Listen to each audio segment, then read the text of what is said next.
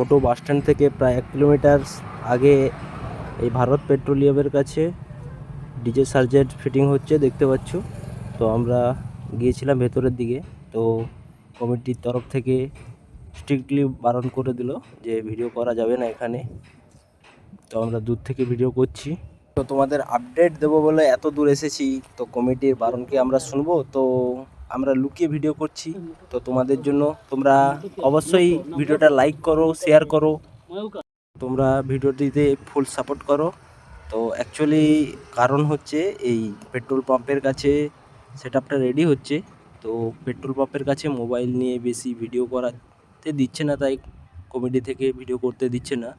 সার্জেন্টদার সাথে কথা হয়েছে, তো বলছে বিকেলের দিকে সেটআপটি রানিং হলে অসুবিধা নেই, সবাই ভিডিও করতে পারবে। তো তার আগে জাস্ট আপডেটের জন্য এই ভিডিওটা বানাচ্ছি দূর থেকে। তো তোমরা ভিডিওটাই দেখতে থাকো।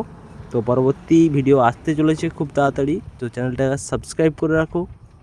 তো আজকে 23 তারিখ, তো আজকে সেটআপটি রেডি হচ্ছে, বিকেলে চলবে। মেনলি কম্পিটিশান রয়েছে 24 তারিখ। 24 তারিখ সারা রাত চলবে, তো যারা আসতে চাও চলে এসো।